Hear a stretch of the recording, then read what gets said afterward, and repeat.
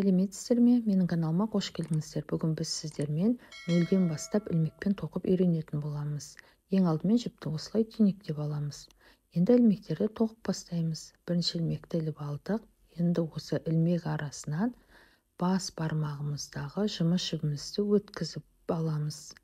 Осылай өзімізге қажетті ілмек пайда болғанша ілетін боламыз. Мен 10 ілмек іліп шықтым. 11-ші ілмекті екінші қатарға көтерілу үшін тоқитын боламыз. Осылай қайталай отырып, сіз өздеріңізге қажетті ілмек пайда болғанша тоқитын боласыздар. Міне 10-ші ілмекті ілдік. Міне көріп тұрғандарыңыздай шынжыр секілді өрнек пайда болды.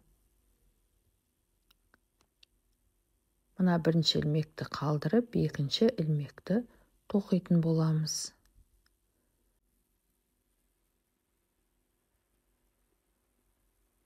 Міне қатардың үстіңгі жағынан ілмекті кіргізіп, бас бармағымыздағы жұмыс жібін алып, екі жіптің арасынан өткіземіз. Тағы да бір қайталайық.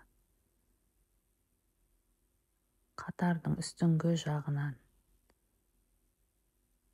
ілмегімізді кіргіземіз, бас бармағымыздағы жұмыс жібін алып шығып, екі жіптің арасынан өткіземіз.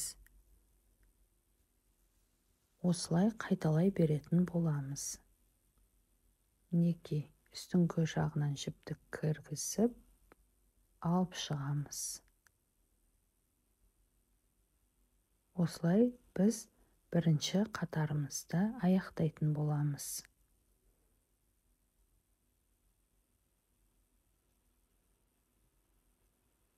Бірінші қатарымыздың ең соңғы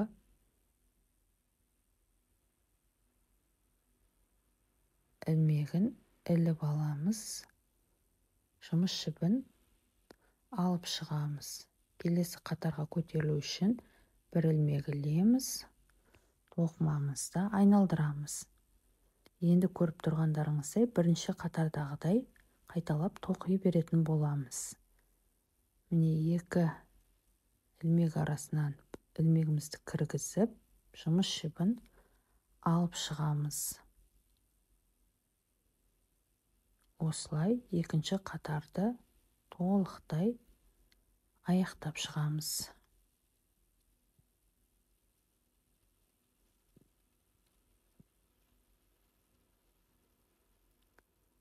Ілмегімізді кіргіземіз, жұмыс жібін алып шығамыз.